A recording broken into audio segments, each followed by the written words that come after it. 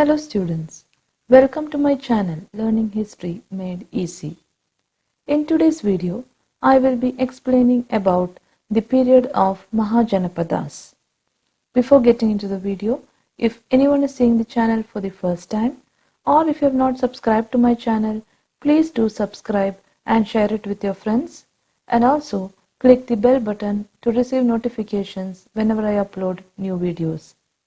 So without wasting time, let us get into today's video. So today's video is about the period of Mahajanapadas. Mahajanapadas. Okay. So the tribal political organization of the Rig Vedic phase. So in the last video, we saw about the Rig Vedic and later Vedic age, and there the most important was the tribal political organization. So the tribal political organization of the Rig Vedic phase gave way to the rise of territorial state. So instead of tribal political organization, now territorial states started to come in. Okay, gave way to territorial states towards the end of Vedic period. So in the Rig Vedic phase, it was tribal political organization, and towards the end of Vedic period, it changed into territorial states. From the 6th century BC onwards, the widespread use of iron in eastern Uttar Pradesh and western Bihar.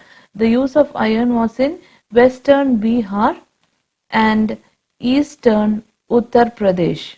Okay, Uttar Pradesh. So the widespread use of iron in eastern Uttar Pradesh and western Bihar led to the formation of large territorial states. So this led to the formation of large territorial states. These states had better equipped military. So what are the specialities here? They had better equipped military. Okay, the widespread use of iron helped in that also. Better equipped military was there, and warrior classes played an important role here. The warrior classes also had an important role. New agricultural tools and implements also came. So agricultural tools and implements. There was many new agricultural tools and implements which enable the peasants to produce surplus. So when there was better tools and implements, surplus, the production increased. So surplus was produced. And so here, as I said, iron was used in a large, widespread use of iron was there in western Bihar and eastern UP, and that led to the formation of territorial states. Military became better equipped, and new agricultural tools and implements helped the peasants to produce surplus. More and more was produced during that time. So with all this, with the surplus produced and better equipped military, there was a lot of material advantages. All this surplus was used for trade purpose. So there was a lot of material advantages, and this naturally enabled the people to remain or settle in a permanent place, and also to expand the cost of neighboring areas. So people began to settle and also to expand because of the material advantages. And people owed strong allegiance to Janapada. Now people started to owe strong allegiance to Janapada, to their Janapada. Janapada is basically the territory in which they are living. Okay, territory to which they belong. So people started to owe more allegiance. They started to be more trustworthy towards their Janapada, that is towards their territory to which they belong, rather than to the tribe. Okay, rather than to the tribe. So in the Rig Vedic phase, the tribe was more important, but here people started to show more allegiance to the Janapada, or the territory to which they belong. So that was a change which happened in almost the 6th century BC. Now let us see about the Mahajanapadas. Mahajanapadas. Okay. So in Mahajanapadas we have monarchies and republics. Okay, I will explain. So in the post-Vedic period, so here we are learning about the post-Vedic period. In the post-Vedic period, the entire northern territory, okay, the entire northern, in the post-Vedic period, if you see the entire northern territory, mostly situated in the north of the Vindhyas and extending from northwestern frontier to Bihar, was divided into 16 states. Okay, the entire northern territory was divided into 16 states. Northern territory means mostly situated north of the Vindhyas, okay, north of Vindhyas, and extending from northwestern frontier to Bihar. Okay, this is what is meant by the entire northern territory. It was divided into 16 states called as Sodasha Mahajanapada. Okay, Sodasha Mahajanapada. Okay, Mahajanapada. Okay, so here it was divided into 16 states. These Mahajanapadas were either monarchical or republican in character. As I have said before, these 16 states were called as Mahajanapadas and they were either monarchical or republican in character. In the age of Buddha, so if you see the age of Buddha, we can find 16 large states called as Mahajanapadas. 16 large states were called as Mahajanapadas in the time of Buddha. Most of these states arose in the upper and mid-Gangetic plain. So if you see, it will be in the upper and mid-Gangetic plain. Upper and mid-Gangetic plain, including the Doab area, that is Ganga, Yamuna, Doab area and its tributaries. So this is how the Mahajanapadas began. The 16 states are Mahajanapadas. Now, I told you the Mahajanapadas were either monarchical or republic. So first we will see the monarchies in the Mahajanapadas. So the first one we are going to see is Kashi. Banaras was its capital. The capital of Kashi was Banaras, capital. And Kashi was at first the most powerful among the 16 states. In the beginning, it was the most powerful among the 16 states. But eventually, it had to submit to the power of Kosala. Okay, submit to the power of Kosala, and later annexed by Ajatashatru to Magadha. So, beginning it was very powerful, but later it had to submit to the power of Kosala and Magadha, Ajatashatru to Magadha. So this is about the first Mahajanapada, Kashi. Next one is Kosala. It embraced the area occupied by eastern Uttar Pradesh, eastern Uttar Pradesh, and had its capital at Shravasti. Shravasti was the capital of Kosala. And Kosala had a very important city. That city's name is Ayodhya. Ayodhya, which is associated with the Ramayana. Okay. So Kosala had a very important city called Ayodhya. Kosala also included the tribal republican territory of Shakyas of Kapilavastu. Okay, they also include a tribal republican territory of Shakyas of Kapilavastu. The capital of Kapilavastu. So here, if you see here, this Shakyas of Kapilavastu is a tribal republican territory. That is included in Kosala. And the capital of Kapilavastu is identified with Piprahuva. Okay, Piprahuva is the capital of Kapilavastu. capital of Kapilavastu in Basti district. Now the speciality of this place, that is capital, if you see Lumbini, you will be very familiar with the place Lumbini, which is situated at a distance of 15 km from this Piprava in Nepal, served as another capital of Shakyas. So Shakyas, Shakyas of Kapilavastu, Piprava was their capital, and Lumbini, which is situated at a distance of 15 km from Piprava in Nepal, served as another capital of Shakyas. And in Ashokan inscription, Lumbini is the birthplace of Gautama Buddha. According to Ashokan inscription, we all know that Lumbini is the birthplace of Gautama Buddha. So that was about the second Mahajanapada, that is Kosala. So we studied two Mahajanapada, one is Kashi, second is Kosala. Now the third one is Anga. Anga is in the east of Magadha, okay, east of Magadha. Roughly corresponds to modern district of Mongir and Bhagalpur. It is roughly, if you say, it corresponds to the modern districts of Mongir and Bhagalpur. That is Anga. The capital of Anga is Champa, Champa, Champa.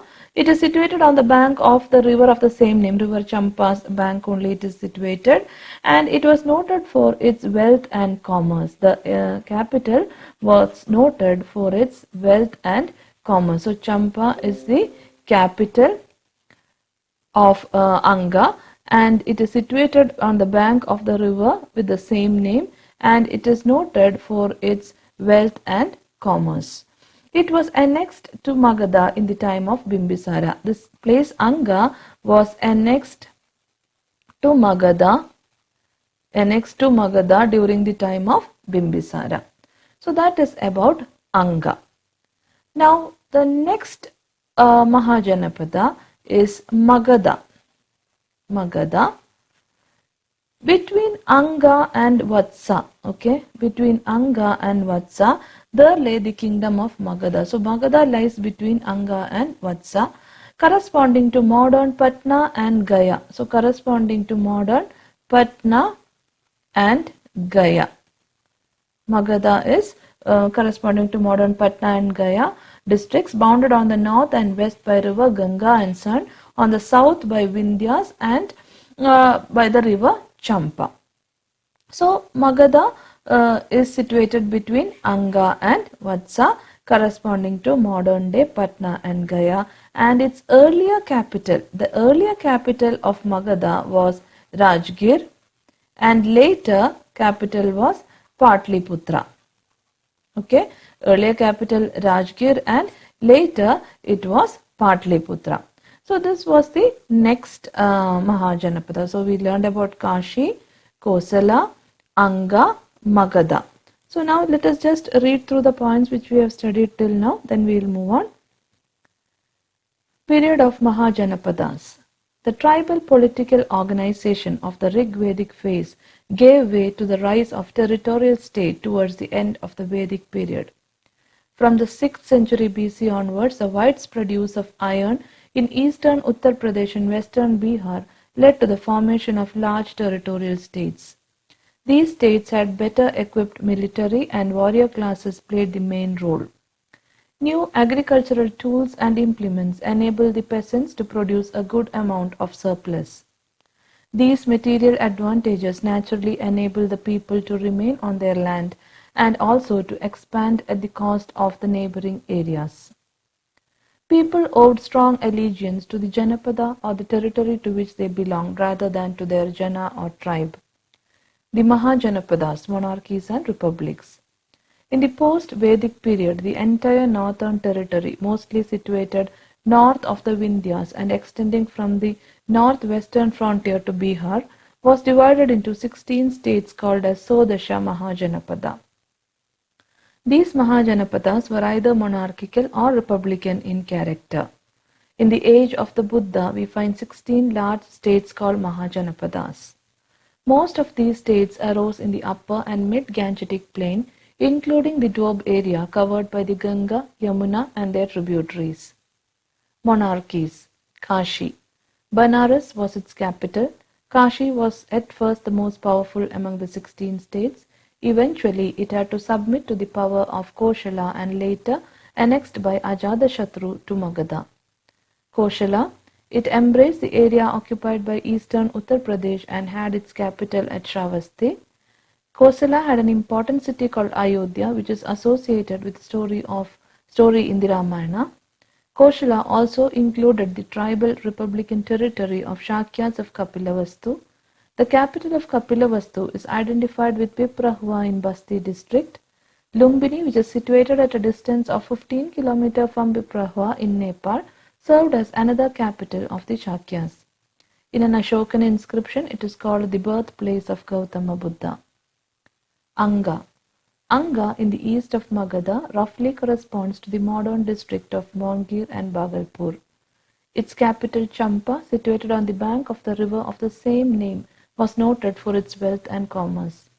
It was annexed to Magadha in the time of Bimbisara. Magadha. Between Anga and Vatsa, there lay the kingdom of Magadha, corresponding to modern Patna and Gaya districts, bounded on the north and west by the river Ganga and Son, on the south by the Vindhya and on the east by the river Champa. Its earlier capital was Rajgir and later Patliputra. So now let us move on to the next Mahajanapada, that is the fifth one, Vatsa. Vatsa. The country had a monarchical form of government and its capital was Kausambi. So it was a monarchical form of government and the capital was Kausambi. Kausambi was the capital of Vatsa. Kausambi was a very prosperous city. Kausambi, if you see, was a very prosperous city. And Udayana, the ruler of this country in the 6th century BC, had to struggle against the king Ajatashatru of Magadha. Udayana was the ruler of this country, ruler of Vatsa, and he had to fight against the king Ajatashatru of Magadha.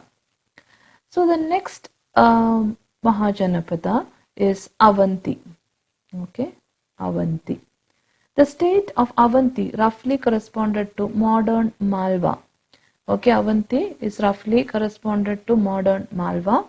Territorially, it was a big kingdom. So if you see territorially, it was a very big kingdom. And its capital was Ujjaini or modern Ujjain. Okay, Ujjain was the capital of Avanti. Ujjaini or modern Ujjain was its capital. The kingdom of Avanti was finally annexed to Magadhan Empire by Shishunaga. This empire also was finally annexed to the Magadhan Empire by Shishunaga. Shishunaga. Okay, so Avanti corresponded to modern Malwa. Territorially, it was a big kingdom and its capital was Ujjaini or modern Ujjain. The kingdom of Avanti was finally annexed to Magadhan Empire by Shishunaga. Now let us move on to the next Mahajanapada, seventh Mahajanapada, that is Gandhara. Gandhara. The state of Gandhara roughly corresponded to modern Kashmir. Modern Kashmir. The state of Gandhara, it roughly corresponded to the modern day Kashmir. It extended up to Kabul Valley. Gandhara extended up to Kabul Valley. Kabul Valley. Its capital was Taxila. Capital of Gandhara was Takshashila capital, which was famous seat of learning. We all know that it was a famous seat of learning, where scholars came from all over the world. So Taxila was very famous for its place of learning, and here scholars came from different part of the world for education purpose. So Gandhara, the state roughly corresponds to modern Kashmir and extended up to Kabul Valley. Its capital is Taxila. and which is famous seat of learning where scholars came from all over the world. So the next eighth Mahajanapada is Kamboja. Kamboja. It was a country adjoining Gandhara in the extreme northwest with Dwaraka as its capital. The capital of Kamboja is Dwaraka. During Kautilya's time, during the time of Kautilya, Kamboja transformed from monarchy to republic. Kautilya transformed Kamboja from a monarchy to a republic. So Kamboja, it was a country adjoining Gandhara and Dwaraka was its capital. And during the time of Kautilya, Kamboja transformed from monarchy to a republic. So that was the next Mahajanapada. Now the ninth one, Matsya. It was to the south of Kurus. Okay, Matsya was towards the south of Kurus and west of the Yamuna. West of the Yamuna. The Matsya country corresponded roughly to the former state of Jaipur in Rajasthan. Okay, it corresponds to the state of Jaipur in Rajasthan.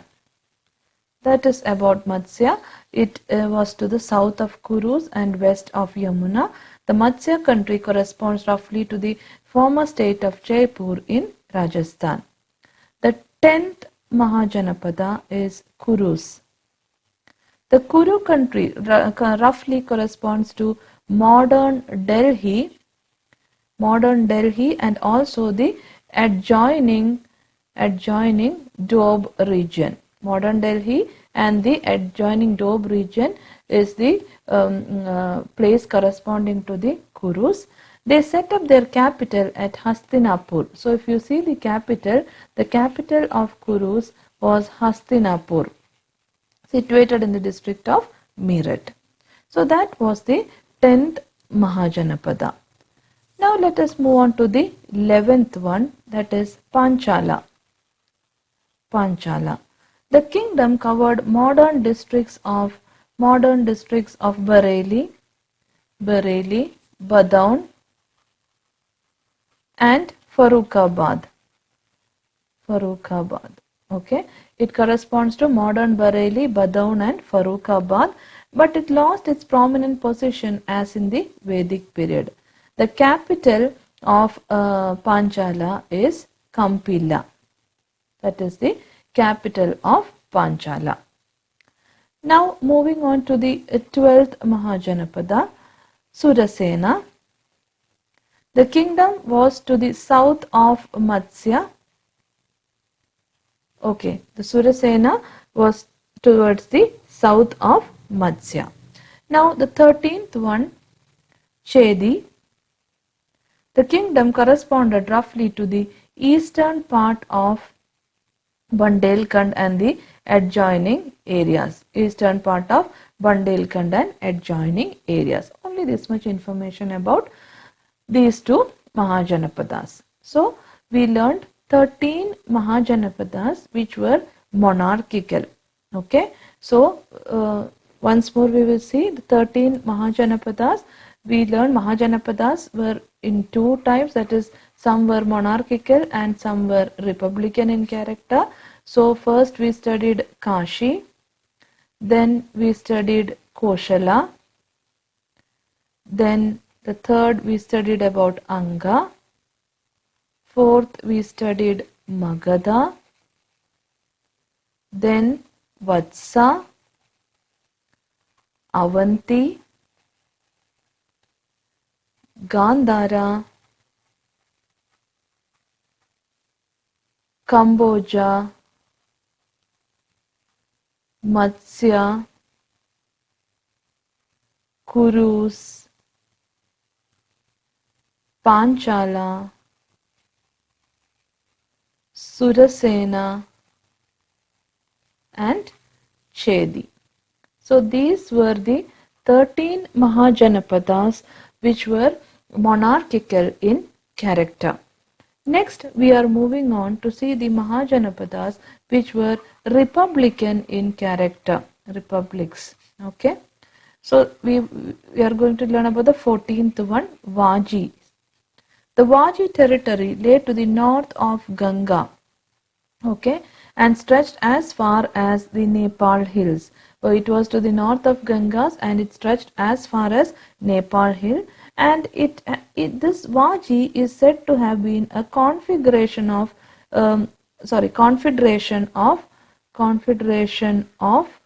8 clans together, confederation of 8 clans. And this Vaji confederation was a republican state in the time of Mahavira and Gautama Buddha. So it was a confederation of 8 clans, and this was a republican state during the time of Mahavira and Gautama Buddha. Now 15th one, Mallas. The territory of Mallas was divided into 2 parts and each had its own capital.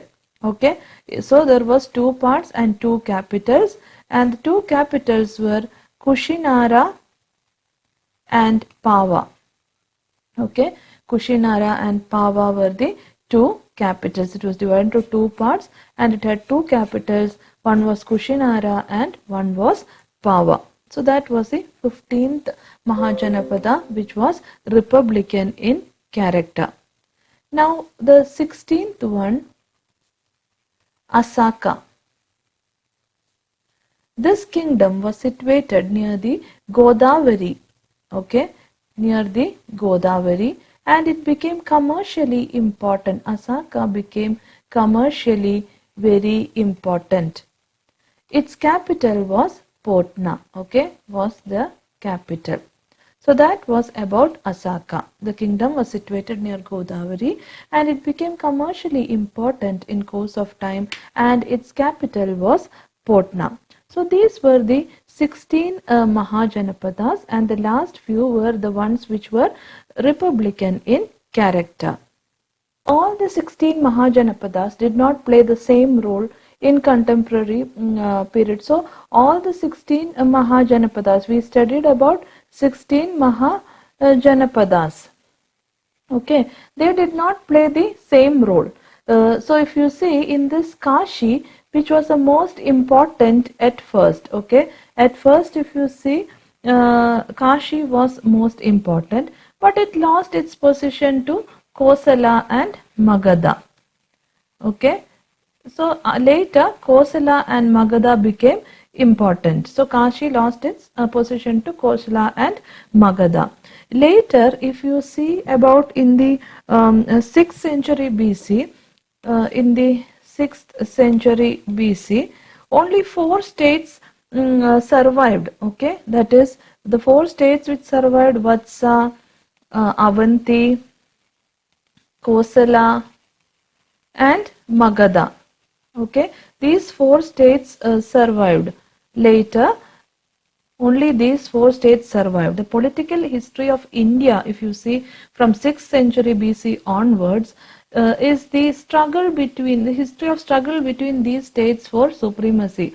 So if you see the political history, okay, if you see the political history of India from the 6th century BC, we can see that it is the history of a struggle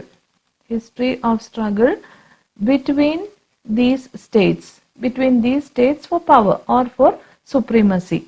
Ultimately, the kingdom of Magadha emerged as the most powerful. So in the end, ultimately, the kingdom of Magadha became most powerful and succeeded in founding an empire. So that was the total history about the Mahajanapadas. So now let us just go through the points once more. Vatsa, the country had a monarchical form of government and its capital was Kausambi. Kausambi was very prosperous city. Udayana, the ruler of this country in the 6th century BC, had to struggle against King Ajatashatru of Magadha. Avanti, the state of Avanti roughly corresponded to modern Malwa. Territorially, it was a big kingdom and its capital was Ujjaini or modern Ujjain. The kingdom of Avanti was finally annexed to Magadhan Empire by Shishunaga. Gandhara, the state of Gandhara roughly corresponded to modern Kashmir and extended up to the Kabul valley. Its capital was Takshila, which was a famous seat of learning where scholars came from all over the world. Kamboja, it was a country adjoining Gandhara in the extreme northwest with Dwaraka as its capital. During Kautilya's time, Kamboja transformed from a monarchy to a republic. Matsya, it was to the south of the Kurus and west of the Yamuna. The Matsya country corresponded roughly to the former state of Jaipur in Rajasthan. Kurus, the Kuru country roughly corresponded to modern Delhi and the adjoining Doab region. They set up their capital Hastinapur, situated in the district of Meerut. Panchala, the kingdom covered the modern districts of Bareilly, Badaun and Farrukhabad, lost its prominent position as in the Vedic period. Their capital was Kampila. Surasena, the kingdom was south of the Matsya with its capital at Mathura. Chedi, the kingdom corresponded roughly to the eastern part of Bundelkhand and adjoining areas. Republics. Vajis, the Vaji territory lay north of the Ganga and stretched as far as the Nepal hills. The Vaji state is said to have been a configuration of 8 clans. Vaji Confederation was a republican state in the time of Mahavira and Gautama Buddha. Mallas, the territory of Malla was divided into 2 parts, each having its own capital. The 2 capital cities were Kushinara and Pava. Asaka, this kingdom was situated near the river Godavari in the south and it became commercially important in course of time. Its capital was Potna. All the 16 Mahajanapadas did not play the same role in contemporary politics. Kashi, which was most important at first, lost its position to Kosala and Magadha. In the 6th century BC, only 4 states, Vatsa, Avanti, Kosala and Magadha survived. The political history of India from the 6th century BC onwards is a history of struggle between these states for supremacy. Ultimately, the kingdom of Magadha emerged to be the most powerful and succeeded in founding an empire. So I hope all these points are very clear. If you have any doubts, you can ask in the comment section. And also, please don't forget to like, share and subscribe to my channel. Still, almost 60% of those seeing my channel have not subscribed. Your subscriptions, your likes and shares will be of a great encouragement for me to make more and more videos. So I hope to see you all soon in the coming video. Thank you for watching.